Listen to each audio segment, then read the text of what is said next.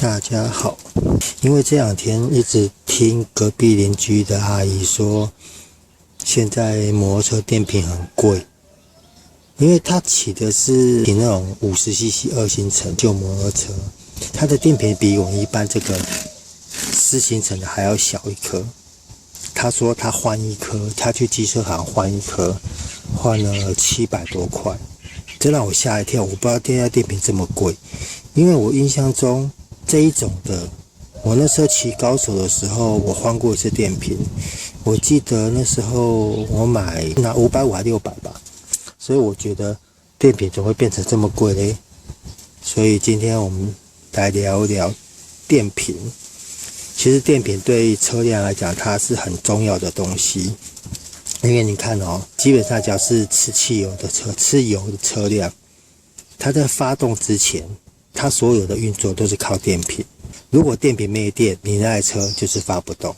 目前看到这3颗电瓶，这2颗是我前一阵子换下来的，因为这也是旧的，我拿旧的回来修。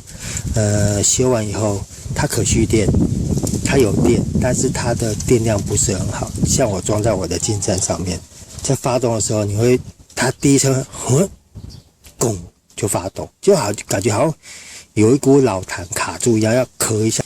所以这2颗大概就是它还可以蓄电，但是它的电量不足。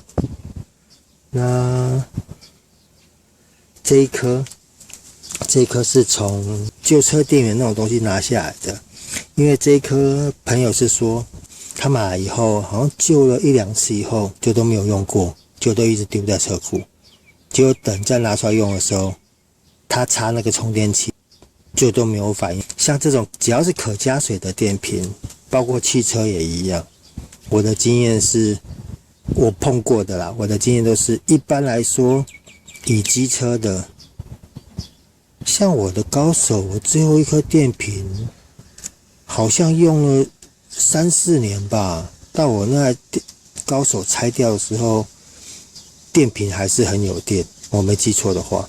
所以在我的印象里面，只要是这种可加水的电瓶，基本上它的寿命都将近在5年左右。汽车也一样，我的汽车电瓶几乎没有低于3年以下的。电瓶一般上市面上就是大概就两种规格，基本上电瓶它大同小异，就是它只分可加水跟不可加水，基本上是都可以加水，只是变成说它的制作过程中，它把加水孔整个密封住，把那个塑胶壳全部粘死，你连拆都没办法拆。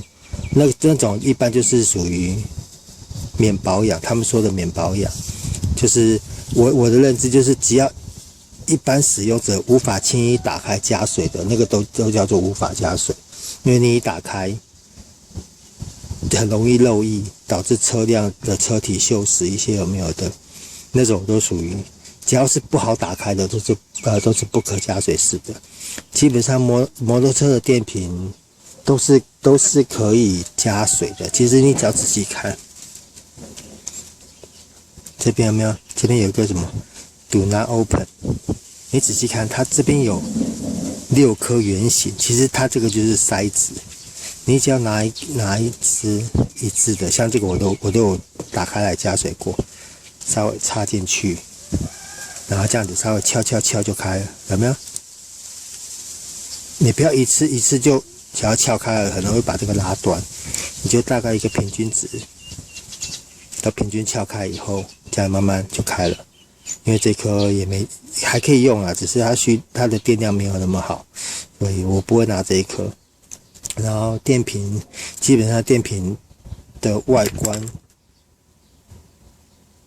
只要像我不知道这个角度各位看不看得出来，这个有点在鼓，有点在走，有点怀孕的征兆。其实这个因为我已经拆架放一阵子，它已经有点消，我不知道为什么。反正我在看电瓶，基本上你在没有电表什么仪器的状况下，唯一能够检查的就是先检查它的外观。像这一颗，它没有鼓起来，它反而是有点倒凹进去。我不知道这样看有没有发觉到？感觉它有点大凹进去。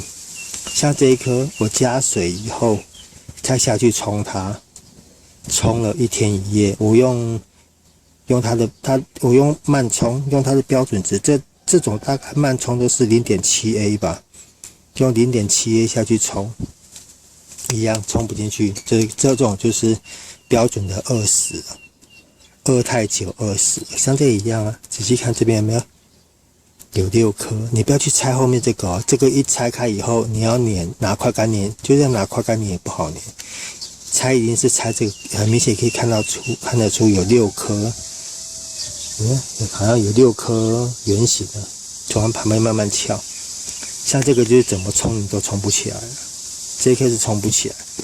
然后这2颗，我加水以后都冲得起来，但是它的反应就是它有电。但是电不是很足。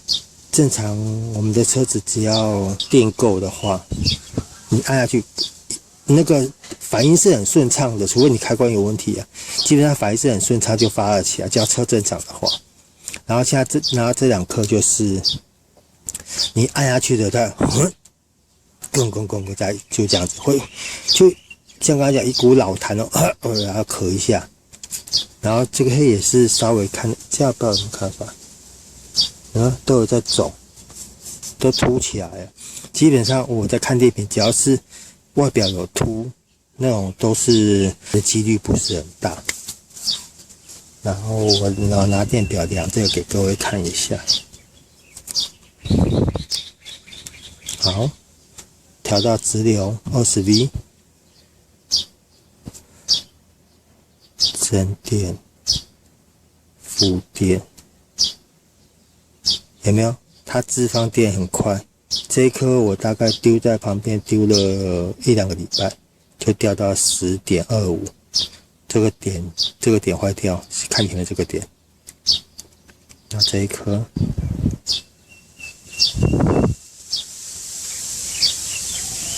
因为这个桩头有点生锈，所以它不是很准。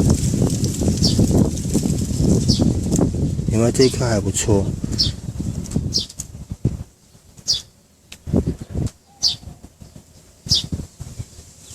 还有12.57，但是它的内部容量就没有那么好，因为你装上车发动就知道了。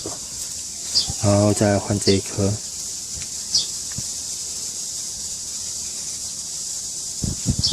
这一颗是10.2，这一颗我真的怎么冲？我一直认为说应该它还会有救，因为至少它没有肿起来，但是它的大凹我也是觉得很纳闷。反正这个104年买的，也大概超过寿命了。第二个，在观察的标准就是，一般来说，只要是车行在安装，它上面大概都会有，或者说电瓶厂，但是这个标示的很混乱，我不是看得很懂啊。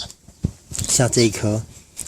当初车行在装的时候，刻一个17，然后这边刚好有一个17S，所以我觉得这一颗可能是17年制造的电瓶，大概你当然找越近越好啦。越近的话，它的寿命，因为我的认知，我自己的经验就是这种电瓶寿命最少都3年以上。只是听隔壁阿桑说，和隔壁阿姨说，她电瓶装没多久就坏掉，她觉得很纳闷。然后像这一颗它上面的标识真的就不是看得很懂，它上面有没有 PG06J 1313年的吗？不是很确定，算了。今天的主角这几颗只是助教。今天的主角是这一颗，这一颗很明显的上面就有写108年4月，我不知道这样能不能看得出来。然后巴拉巴拉巴拉，这就是车行他们做的保固嘛。然后有一点水深，然后看不出来有点肿。其实我车上那一颗状况是很好，只是昨天去朋友那边又看到一颗，觉得18年4月才2年而已，所以说这个电瓶如果弄得起来的话，应该也可以救。好，那我来量一下它的电压。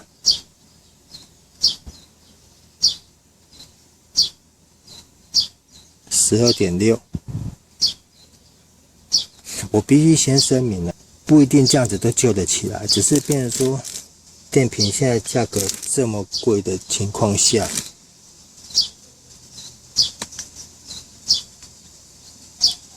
然后感觉了，我也是觉得现在的电瓶没有以前那种电瓶这么的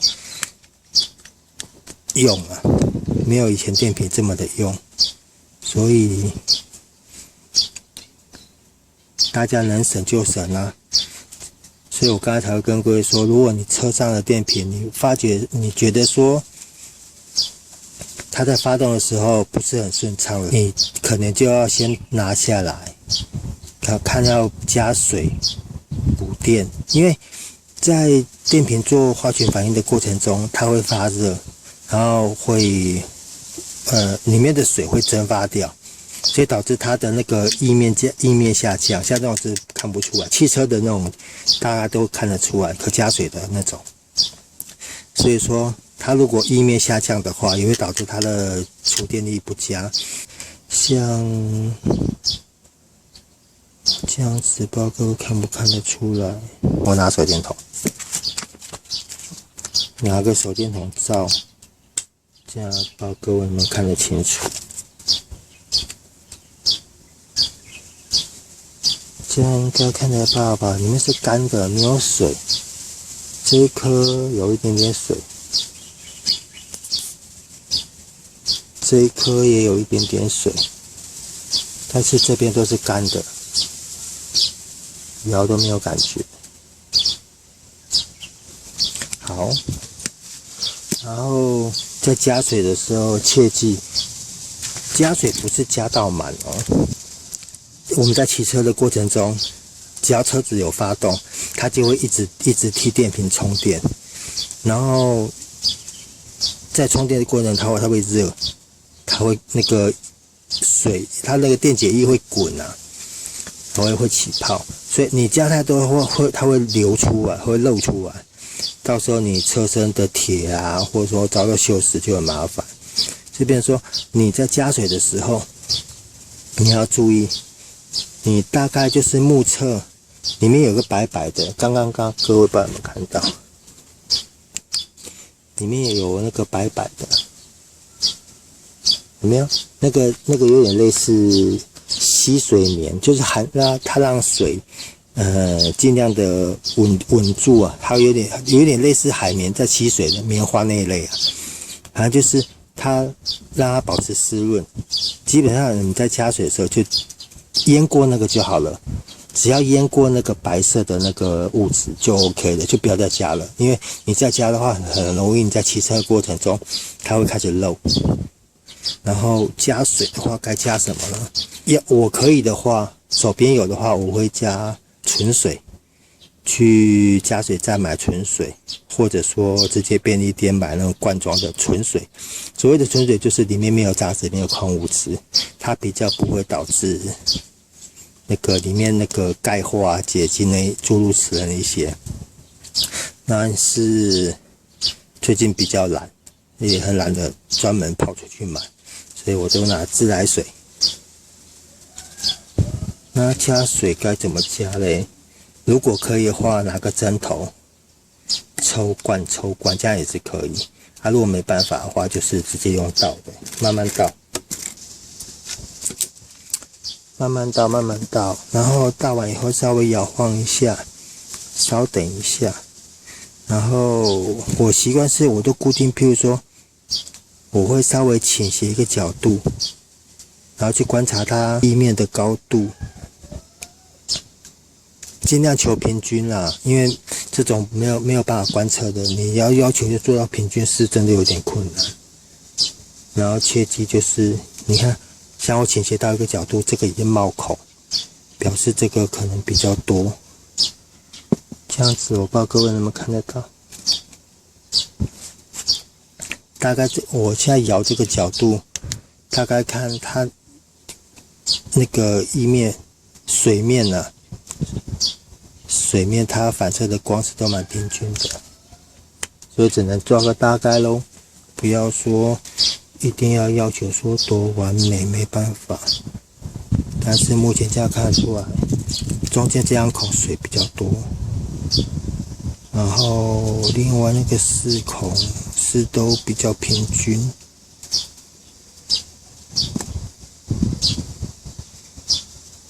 第1孔、第4孔还是有点差。